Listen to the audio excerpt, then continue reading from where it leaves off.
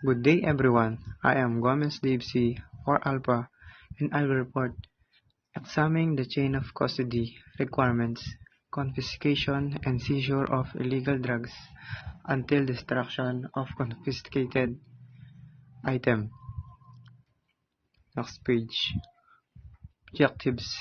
Ang objectives namin ay para malaman kung ano ang tamang proseso ng chain of custody kapag tungkol sa pag-confiscate ng illegal na droga hanggang sa pagsira dito.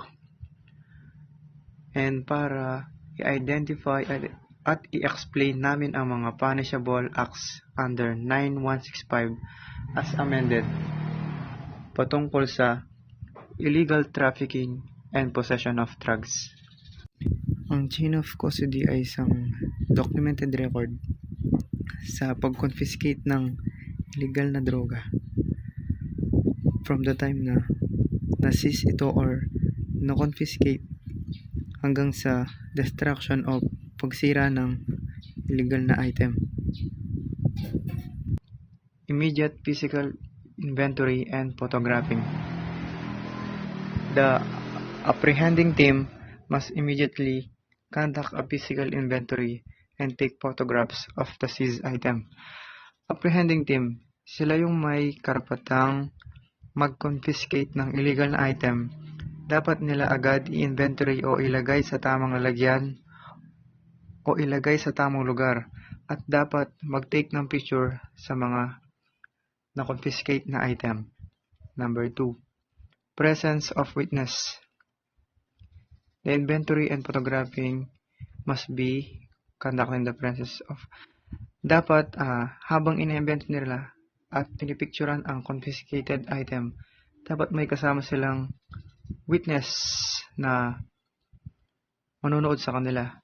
Pwedeng yung accused o yung representative o counsel, pwedeng elected public official, pwedeng representative from the National Prosecution Service or yung media. Next page tayo. Signing of inventory. All 3 witnesses must sign the inventory and be given a copy. Dapat daw yung mga witnesses na nakakita habang ini-inventory nila yung confiscated na item, dapat magpirma sila dun sa inventory and bigyan sila ng kopya. Location. The inventory must occur at the place of seizure or the nearest police station, office, whichever is more practical. Yung inventory daw, dapat malapit kung saang yung lugar i-confiscate yung illegal na item or dapat mas malapit na police station at office. Number 5, laboratory testing. Within 24 hours of seizure, the drugs must be submitted to the PIDEA Forensic Laboratory for qualitative and quantitative examination. Dapat daw, within 24 hours ng pag-confiscate ng item, dapat daw yung droga ay masubmit sa PIDEA Forensic Laboratory.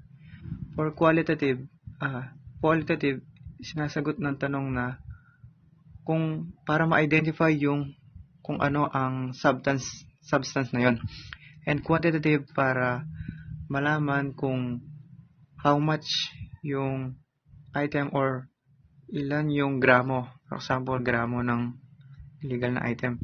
Number 6, destruction. Confiscated items must be destroyed or burned by the PIDEA within 24 hours after a court inspection, which occurs within 72 hours of filing the case. After ma-file yung case, may 72 hours yung court para i-inspect yung confiscated item. So, after i-inspect, sa loob ng 24 hours, dapat ma-destroyed or masunog ng PIDEA yung confiscated item.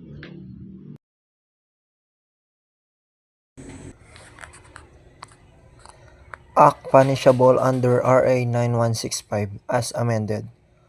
RA 9165 defines illegal trafficking as the cultivation cultivation, culture, delivery, administration, dispensation, manufacture, sale, trading, transportation, distribution, importation, exportation, and possession of dangerous drugs. Key possible action. Number 1, sale, trading, administration, dispensation, delivery, distribution, and transportation. Section 5 punishes the selling of illegal distribution of dangerous drugs including bypass operation.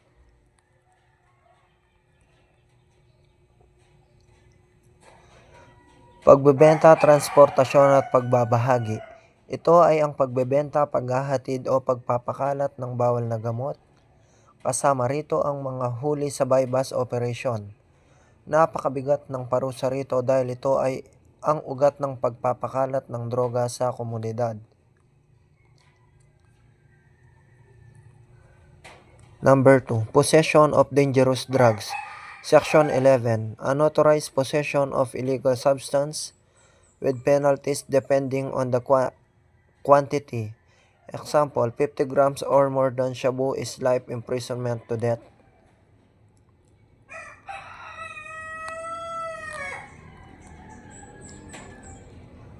Pagtatago o pag-aari ng bawal na gamot. Ang paghuli sa iyo na may dalang bawal na gamot, kahit hindi mo ito ibinebenta, ay isang mabigat na parusa at nakadepende sa dami ng nakuha sa iyo. Halimbawa, ang 50 grams o higit pa ng shabu ay maaaring umantong sa panghahabang buhay na pagkakabilanggo. Number 3, maintenance of an den, dive, or resort. Section 6, operating a place where dangerous drugs are used or sold.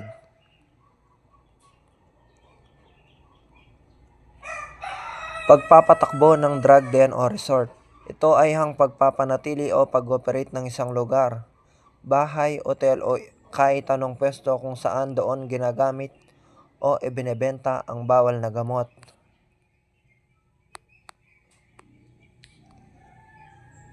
Number 4, employees and visitors of a den, dive, or resort.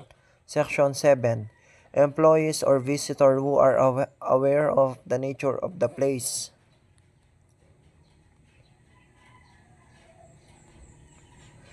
Mga empleyado at bisita ng drug den. Kahit hindi ikaw ang may-ari, kung ikaw ay empleyado o bumibisita sa isang drug den at alam mo na doon ay may talamak na bentahan o gamitan ng droga, maaari ka ring parusahan ng batas.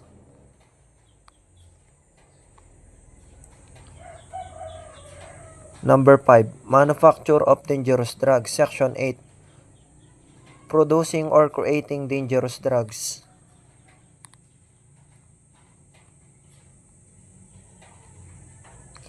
Paggawa ng bawal na gamot. Ito ay ang pagpapanupaktura o pagluluto mismo ng mga illegal na droga, tulad ng mga shabulab.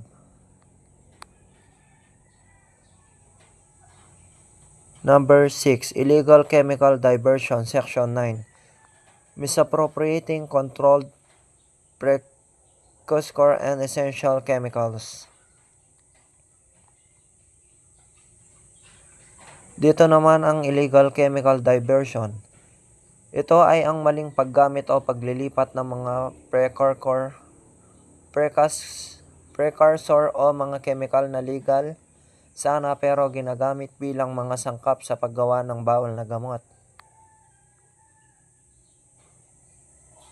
Number 7, manufacturing or delivery of equipment, paraphernalia. Section 10, producing or distributing item from drug production.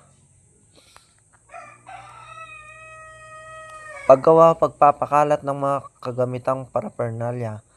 Ang paggawa o pagbebenta ng mga gamit na kailangan sa paggawa ng droga, tulad ng mga gamit sa lab para sa illegal na chemical, ay maaaring maparusahan din sa batas.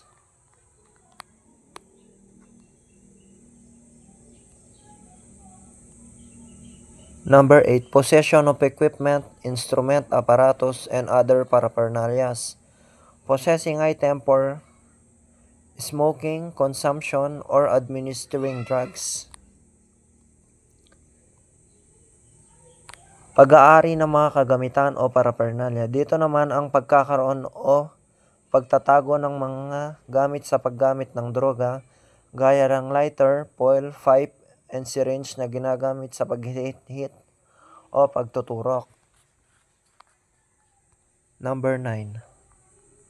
Possession of drugs during parties, social gathering, or meeting. Possession in the company of 2 or more people.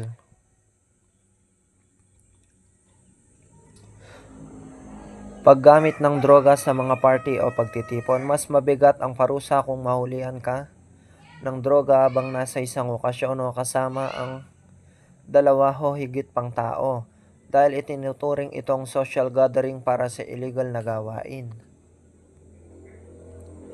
Number 10. Use of dangerous drugs. Section 15. First offense is rehabilitation.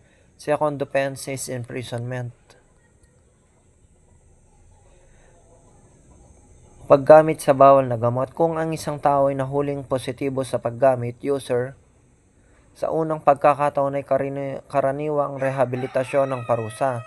Ngunit sa pangalawang pagkakataon ito ay diretsyo na sa pagkakabilanggo. Number 11. Cultivation or culture of plants classified as dangerous drugs. Growing marijuana or similar plants. Pagtatanim o pagkulture ng mga halaman. Ito ay ang pagtatanim ng mga halaman na pinagmumulan ng droga gaya ng marijuana. Number 12. Manufacture or delivery of equipment for paraphernalias. Producing or distributing items for drug production, product planting, or evidence. The malicious act of planting drugs or someone which carries the penalty of death. Pagtatanim ng ebidensya o planting of evidence. Isang napakaseryosong krimen kung saan ang isang tao, madalas ay otoridad, ay sadyang naglalagay ng droga sa ibang tao. Para ito ay madiin, ang parusa rito ay maaaring umabot sa kamatayan. Ngunit sa kasalukuyan ay habang buhay na pagkakabilanggo dahil walang death penalty. And lastly, number 13, Protector Coddler, Section 29. Any person who uses their influence to shield or help a drug offender escape. Dito naman ay ito ay ang paggamit ng kapangyarihan o impluwensya para protektahan, itago o tulungang makatakas ang isang taong lumabag sa batas sa droga. That's all. Thank you.